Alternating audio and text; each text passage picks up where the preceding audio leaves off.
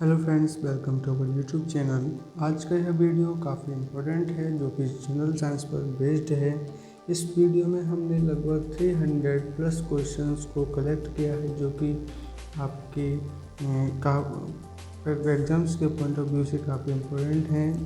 इस question series में हमने फिजिक्स, केमिस्ट्री और बायोलॉजी से रिलेटेड इम्पोर्टेंट क्वेश्चंस को कलेक्ट किया है। चलिए हम शुरू करते हैं आज का टॉपिक। सबसे पहले क्वेश्चन हम देखते हैं कि जल के अंदर हवा का एक बुलबुला किस तरह का बर्ताव करता है। तो इसका जो करेक्ट ऑप्शन है ऑप्शन नंबर बी, जो जल के अंदर हवा का एक बुलबुला अवतल लेंस की तरह कार्य करता है। अगले क्वेश्चन पर मूव करते हैं जो कि काफ़ी इम्पोर्टेंट भी है और काफ़ी आपने पढ़ा भी होगा कि कारों और ट्रकों और बसों में ड्राइवर की सीट के बगल में कौन सा दर्पण लगा होता है। तो इसका जो करेक्ट ऑप्शन है ऑप्शन नंबर ए, उत्तल दर्पण। चलिए हम अगले क्वेश्चन की ओर मूव करते हैं। अगला क्वेश्चन हमारा क्या कहता है कि यदि द्रव्यमान परिवर्तित हुए बिना पृथ्वी अपनी त्रिज्या की वर्तमान त्रिज्या की सिकुड़ आधी रह जाए तो दिन क्या होगा। तो आपको एक बात पता है कि पृथ्वी का जो एक दिन में कितने घंटे होते हैं, 24 घंटे। ये क्वेश्चन कह रहा है यदि सिकुड़ कर आधी रह जाए और इसका जो द्रव्यमान है वो परिवर्तित ना हुए तो फिर जो आधी रह जाएगी तो जो दिन होगा वो कितने घंटे का हो जाएगा, 12 घंटे का। तो इसका जो करेक्ट ऑप्शन है ऑप्शन नंबर बी। अगले क्वेश्चन की मूव करते हैं कि यदि किसी पिंड को पृथ्वी से 11.2 किलोमीटर पर सेकंड के वेग से फेंका जाए तो पिंड पृथ्वी पर कभी नहीं लौटेगा, 2 घंटे के बाद लौट आएगा, 24 घंटे के बाद लौट आएगा या फिर कुछ निश्चित नहीं है। तो इसका जो करेक्ट ऑप्शन है ऑप्शन नंबर ए। मैं इसके बारे में एक और बात बता दूं, जो 11.2 किलोमीटर पर सेकंड रहता है इसे हम एक और नाम से जानते हैं, इसे हम बोलते हैं पलायन वेग। किसके नाम से जानते हैं?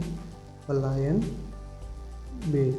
पलायन वेग क्या होता है इसके बारे में समझ लेते हैं। जो पलायन वेग होता है वो वह वेग होता है अगर इस वेग से किसी वस्तु को पृथ्वी से फेंका जाता है तो वह वस्तु कभी भी वापस नहीं लौटती। ये आपको इस एक और इम्पोर्टेंट क्वेश्चन मिल गया कि यदि जो पलायन वेग होता है उसका मान क्या होता है। तो पलायन वेग का मान होता है 11.2 किलोमीटर पर सेकंड।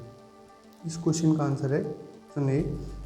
यदि 11.2 किलोमीटर पर सेकंड की स्पीड से कोई वस्तु फेंकी जाती है तो पृथ्वी पर कभी नहीं लौटेगी। अगले क्वेश्चन की ओर मूव करते हैं। अगला क्वेश्चन हमारा क्या कहता है कि उपग्रह में समय ज्ञात करने के लिए अंतरिक्ष यात्री को क्या प्रयोग करना चाहिए। इसका जो करेक्ट ऑप्शन है ऑप्शन नंबर बी, स्प्रिंग घड़ी। किसका उपयोग करने से? स्प्रिंग घड़ी का। अगले क्वेश्चन की ओर मूव करते हैं। अगला क्वेश्चन हमारा क्या कहता है कि यदि पृथ्वी की त्रिज्या 1% कम हो जाए किंतु द्रव्यमान बढ़ी रहे तो पृथ्वी तल का गुरुत्वीय त्वरण क्या होगा। आपने एक क्वेश्चन का फॉर्मूला पढ़ा होगा कि small g directly proportional to 1/r²। जो आपने फॉर्मूला पढ़ा होगा इसका आपने एक जो चेंजिंग फार्मूला पढ़ा हुआ, ये पढ़ा हुआ कैपिटल डेल जी अपॉन यहाँ पर del g upon g directly proportional to 1 हम यहाँ पे ऐसे लिख सकते हैं 1 del r e upon r का होल स्क्वायर। ठीक है, क्योंकि ये त्रिज्या में 1% की कमी हो रही है। किसमें हो रही है? त्रिज्या में 1% की कमी। तो ये तो बिल्कुल यही रहेगा। तो त्रिज्या में 1% की कमी हो रही थी, -2 इंटू 1% की क्या हो रही है? कमी, तो -1। ठीक है, और ये कैपिटल जी अपॉन स्मॉल जी तो बिल्कुल सेम ही है तो इसका कोई फर्क नहीं पड़ेगा। तो -2 का मल्टीप्लाई करोगे -2 में तो कितना हो जाएगा? +2। प्लस का क्या हो जाएगा? प्लस का 2 हो जाएगा आपका। ठीक है, तो +2 का मतलब है कि जो आपका जो 1% जो त्रिज्या आप कम करोगे पृथ्वी की, तो जो पृथ्वी तल का जो गुरुत्वीय त्वरण है वो 2% बढ़ जाएगा। क्या हो जाएगा? 2% बढ़ जाएगा। अगले क्वेश्चन की ओर मूव करते हैं कि भारतीय विज्ञान संस्थान कहाँ स्थित है। जो भारतीय विज्ञान संस्थान है वो बेंगलोर में स्थित है। अगले क्वेश्चन की ओर मूव करते हैं कि प्रातःध्वनिक विमानों की चाल क्या होती है। तो प्रातःध्वनिक विमानों की चाल वो ध्वनि की चाल से ज़्यादा होती है। इसे हम सुपरसोनिक विमान भी बोलते हैं। इसे का करेक्ट ऑप्शन है ऑप्शन नंबर बी। अगले क्वेश्चन की ओर मूव करते हैं। अगला क्वेश्चन हमारा क्या कहता है कि भू स्थिर उपग्रह की पृथ्वी से ऊंचाई क्या होती है। तो इसका जो करेक्ट ऑप्शन है ऑप्शन नंबर ए 3600 किलोमीटर भू स्थिर उपग्रह की पृथ्वी से ऊंचाई होती है। अगले क्वेश्चन को मूव करते हैं। निम्नलिखित में से किस पदार्थ में ऑक्सीजन नहीं है। तो किस में ऑक्सीजन नहीं होती, तो इसका जो करेक्ट ऑप्शन है ऑप्शन नंबर सी मिट्टी के तेल में ऑक्सीजन नहीं होती। अगले क्वेश्चन को मूव करते हैं। चिकित्सा शास्त्र के विद्यार्थियों को किसकी शपथ दिलाई जाती है। इसका जो करेक्ट ऑप्शन है ऑप्शन नंबर डी हिप्पोक्रेटस। तो किसकी शपथ दिलाई जाती है, हिप्पोक्रेटस की शपथ दिलाई जाती है। अगले क्वेश्चन को मूव करते हैं कि लेंस की क्षमता क्या है। जिसको हम जो लेंस की क्षमता का जो मात्रक है वो क्या है। तो लेंस की क्षमता का जो मात्रक होता है वो होता है डायोप्टर। ठीक है, याद रखिएगा डायोप्टर होता है। और जो लेंस की क्षमता का फॉर्मूला होता है P = 1/f। क्या होता है, P = 1/f। ये क्या होता है, डायोप्टर मतलब लेंस की क्षमता का फॉर्मूला होता है। अगले क्वेश्चन को मूव करते हैं कि रडार की कार्यप्रणाली निम्न सिद्धांत पर आधारित है। जो रडार है वो किस सिद्धांत पर काम करता है। तो इसका जो करेक्ट ऑप्शन है रेडियो तरंगों का परावर्तन। ठीक है, अगले क्वेश्चन की ओर मूव करते हैं। अगला क्वेश्चन हमारा क्या कहता है। अगला क्वेश्चन कहता है कि न्यूटन की गति के नियमों के अनुसार निम्न में से कौन सा कथन सत्य है। तो हम पहले ऑप्शंस पढ़ते हैं। इसमें पहला ऑप्शन है कि प्रथम नियम से बल की परिभाषा ज्ञात की जाती है, जो कि गलत है। ऑप्शन बी है द्वितीय नियम से बल की परिभाषा ज्ञात की जाती है, बिल्कुल सही है, क्योंकि दूसरे नियम के अनुसार क्या होता है F = ma। और तीसरा नियम कहता है कि तीसरे नियम से संवेग संरक्षण सिद्धांत प्रतिपादित होता है। तो ये भी बिल्कुल सही है। तो इसका जो करेक्ट ऑप्शन है, ये दो हैं इसके करेक्ट ऑप्शन, ऑप्शन बी और ऑप्शन सी। अगले क्वेश्चन की ओर मूव करते हैं हम। अगला क्वेश्चन हमारा क्या कहता है। अगला क्वेश्चन है हमारा कि किसी पिंड के उस गुण धर्म को क्या कहते हैं जिससे वह सीधी रेखा में विराम या एक समान गति की स्थिति में किसी परिवर्तन का विरोध करता है। तो इसका जो करेक्ट ऑप्शन है ऑप्शन नंबर बी। क्या है, ऑप्शन नंबर बी जड़त्व। मतलब यह एक तरह से न्यूटन की गति के प्रथम नियम पर आधारित है, जो कि क्या कहता है कि यदि कोई वस्तु विरामावस्था में है तो वो विरामावस्था में ही रहेगी, यदि कोई वस्तु गतिक अवस्था में है तो वो गतिक अवस्था में ही रहेगी, जब तक कि इस पर कोई बाहरी बल ना लगाया जाए। तो इस अपनी स्थिति के परिवर्तन को विरोध करने की स्थिति को हम बोलते हैं जड़त्व का नियम, या फिर इसे इंग्लिश में बोलते हैं लॉ ऑफ इनर्शिया। अगले क्वेश्चन की मूव करते हैं कि लेजर निम्न सिद्धांत पर कार्य करती है। तो लेजर किस सिद्धांत पर काम करती है। तो इसका जो करेक्ट ऑप्शन है ऑप्शन ए विकिरण का उद्दीप्ति उत्सर्जन। अगले क्वेश्चन की ओर मूव करते हैं। अगला क्वेश्चन हमारा क्या कहता है कि समुद्र की गहराई नापने के लिए कौन सा उपकरण उपयोग किया जाता है। तो इसका जो करेक्ट ऑप्शन है ऑप्शन नंबर बी फेदोमीटर। क्या है, फेदोमीटर का यूज किया जाता है। अगले क्वेश्चन की मूव करते हैं कि कंप्यूटर की आईसी चिप्स किस पदार्थ की बनी होती हैं। तो कंप्यूटर की जो आईसी चिप्स होती हैं वो सिलिकॉन की बनी होती हैं। अगले क्वेश्चन की मूव करते हैं कि वह काल्पनिक रेखा जो फोकस एवं पोल से गुजरते हुए गोलाकार दर्पण पर पड़ती है वह क्या कहलाती है।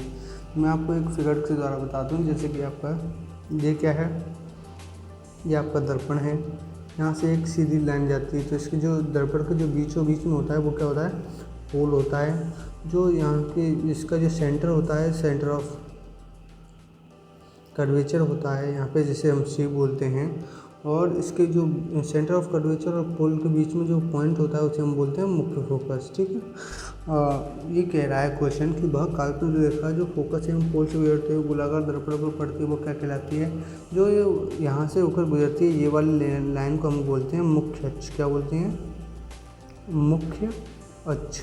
इसे हम इंग्लिश में बोलते हैं प्रिंसिपल एक्सिस। क्या बोलते हैं, प्रिंसिपल एक्सिस। अगले क्वेश्चन की ओर मूव करते हैं। अगला क्वेश्चन हमारा क्या कहता है कि वह धातु जो अम्ल एवं क्षार के साथ क्रिया करके हाइड्रोजन निकालती है वो कौन सी है। तो इसका जो करेक्ट ऑप्शन है option number A zinc. Zinc जब अम्ल और एसिड और बेस के साथ जब रिएक्शन करता है तो उससे रिएक्शन के जो रिजल्ट होता है उसमें क्या करती है, वो जो हाइड्रोजन होती है वो गैस एक्स्ट्रा निकलती है। तो इसका जो करेक्ट ऑप्शन है ऑप्शन नंबर अगले क्वेश्चन की मूव करते हैं कि निम्नलिखित में से कौन सा धातु होते हुए भी विद्युत का कुचालक है। इसका जो करेक्ट ऑप्शन है वो है आपका ऑप्शन नंबर सी, शीशा। जो शीशा है वो क्या है, एक धातु है, लेकिन फिर भी एक विद्युत का कुचालक के रूप में भी कार्य करती है। आप इसे एक क्वेश्चन ऐसे भी बन सकता है कि ऐसा कौन सा पदार्थ होता है जो कि धातु होते हुए, मेटल होते हुए भी वो द्रव अवस्था में पाया जाता है, वो कौन सा है, शीशा। अगले क्वेश्चन की मूव करते हैं कि निम्नलिखित में से किस धातु में धातुई चमक पाई जाती है। मतलब कहने का मतलब ये है, ऐसा कौन से पदार्थ होता है जो कि नॉन मेटल होते हुए भी मेटल जैसी इसमें चमक पाई जाती है। जिसका जो ऑप्शन है ग्रेफाइट और आयोडीन। तो इस जो ग्रेफाइट और आयोडीन दोनों में चमक होती है, इसका जो इसीलिए हम जो कलेक्टिव है ऑप्शन है ऑप्शन नंबर सी, दोनों ही सही हैं। अगले क्वेश्चन की ओर मूव करते हैं। अगला क्वेश्चन हमारा क्या कहता है कि एक गुब्बारे में हाइड्रोजन व ऑक्सीजन गैस के बराबर बराबर अणु हैं। यदि गुब्बारे में एक छेद कर दिया जाए तो क्या होगा। हाइड्रोजन गैस तेजी से निकलेगी, ऑक्सीजन गैस तेजी से निकलेगी, या फिर सभी सत्य हैं, या फिर सभी सत्य हैं। तो इसका जो करेक्ट ऑप्शन है ऑप्शन नंबर ए। मतलब जब हम गुब्बारे में हाइड्रोजन और ऑक्सीजन के दोनों बराबर बराबर गैस भरी हुई हैं और अगर हम उसमें छेद कर दें तो उसमें से हाइड्रोजन गैस तेज़ी से निकल जाती है, क्योंकि वह हल्की गैस होती है।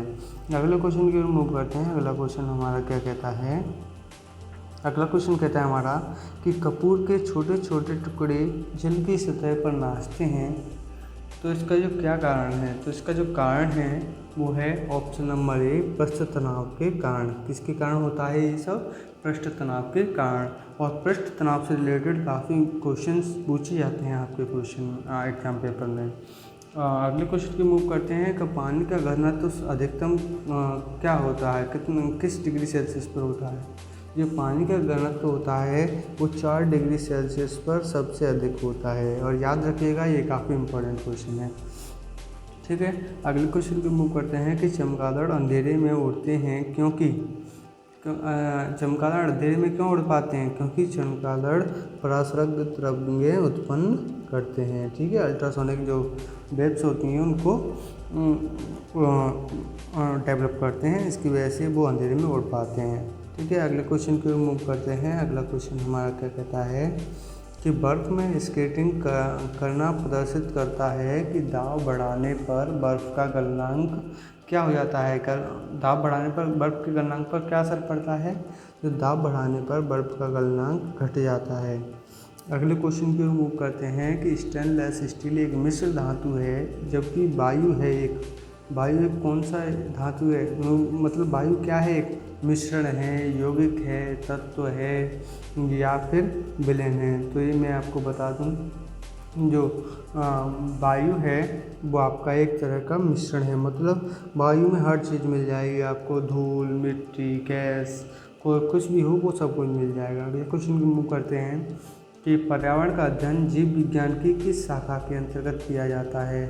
ये पर्यावरण का अध्ययन है वो जीव विज्ञान की पारिस्थितिकी भाषा के अंतर्गत, वो पारिस्थितिकी शाखा के अंतर्गत किया जाता है।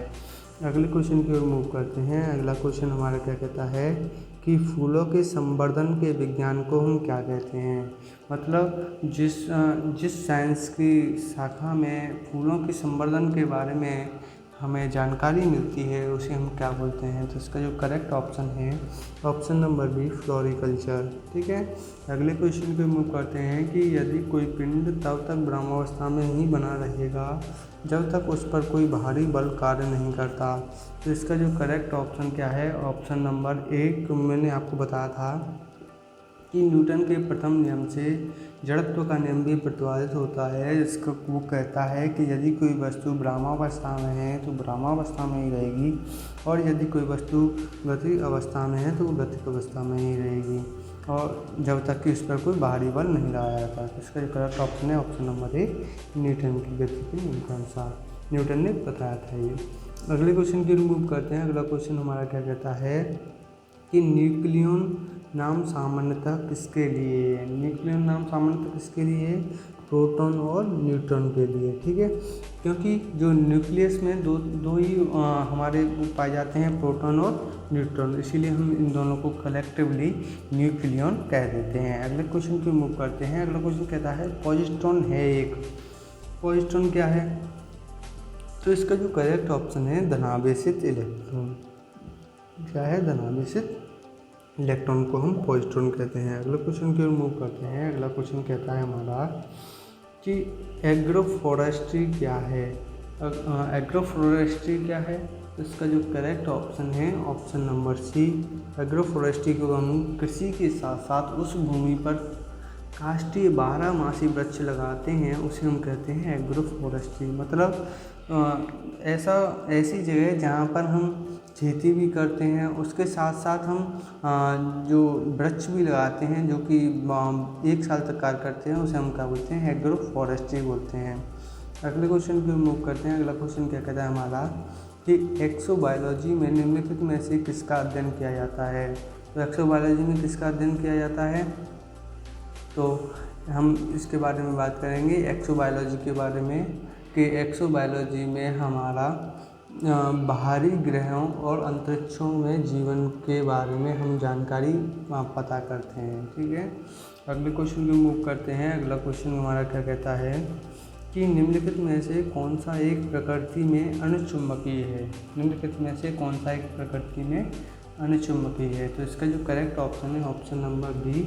जो ऑक्सीजन है वो कि नेचर में अणुचुंबकीय यानी अनमैग्नेटाइज है, नॉन मैग्नेटाइज भी कह सकते हैं इसे। अगले क्वेश्चन क्या कहता है हमारा कि जो तत्व ऑक्सीजन पर प्रतिक्रिया नहीं करता वह क्या होता है। वो निम्न में से कौन सा है। तो इसका option number B iodine. Iodine oxygen पर रिएक्शन नहीं करता। अगले क्वेश्चन पे मूव करते हैं कि निम्नलिखित में से कौन सा सर्वाधिक स्थायी तत्व है। तो इसका जो करेक्ट ऑप्शन है ऑप्शन नंबर सी सीसा।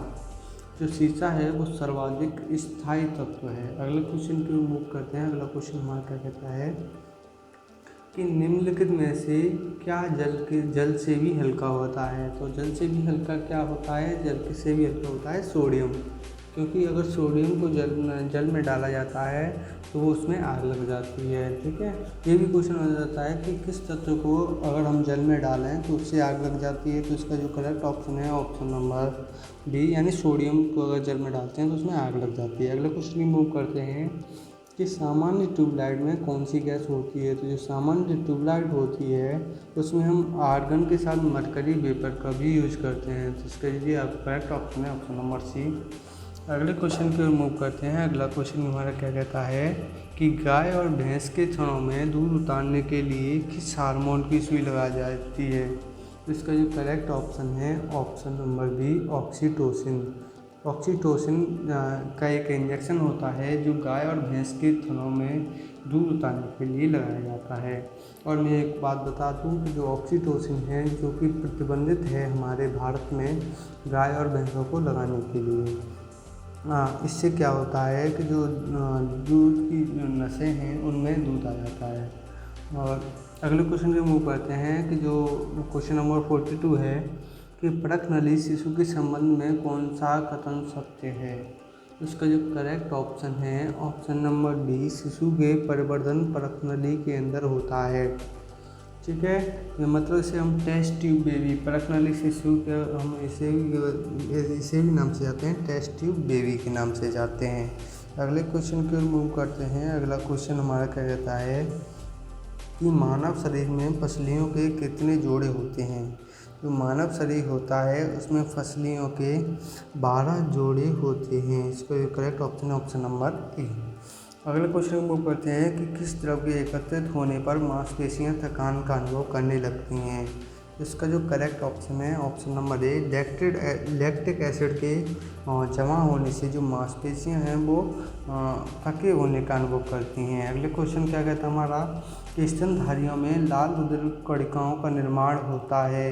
किस जगह पर होता है लाल रुधिर कणिकाओं, जैसे हम RBC रेड ब्लड सेल्स भी कहते हैं RBC, इनका निर्माण कहाँ होता है। तो इसका जो करेक्ट ऑप्शन है ऑप्शन नंबर बी अस्थि मज्जा में। अगले क्वेश्चन की ओर मूव करते हैं। अगला क्वेश्चन क्या कहता है हमारा कि एक खगोलीय मात्रक की औसत दूरी है।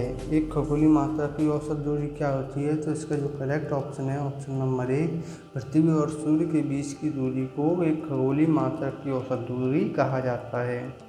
अगला क्वेश्चन है हमारा, और इस वीडियो का जो लास्ट क्वेश्चन है वो है कि निम्नलिखित में से किसने न्यूटन से पूर्व ही बता दिया था कि सभी वस्तुएं पृथ्वी की ओर आकर्षित होती हैं? तो इसका जो करेक्ट ऑप्शन है, पहले हम सभी ऑप्शंस को देख लेते हैं। हमें क्या बताना है कि निम्नलिखित में से किसने न्यूटन से पूर्व बता दिया था कि सभी वस्तुएं पृथ्वी की ओर आकर्षित होती हैं? तो इसके जो ऑप्शंस हैं वो है आपका आर्यभट्ट, ऑप्शन बी है आपका बराहमिहिर, ऑप्शन सी है आपका बुद्धगुप्त और ऑप्शन डी है आपका ब्रह्मगुप्त। तो इसका जो करेक्ट ऑप्शन है ऑप्शन नंबर ए, मतलब हमारे भारत के प्राचीन जो आर्यभट्ट जी थे उन्होंने न्यूटन से पहले ही बता दिया था कि जो वस्तुएं हैं पृथ्वी की ओर आकर्षित होती हैं। आप हमारे जो वीडियोज़ जो आने वाली वीडियोज हैं उन्हें देखने के लिए आप हमारा यूट्यूब चैनल को सब्सक्राइब करना बिल्कुल मत भूलिएगा।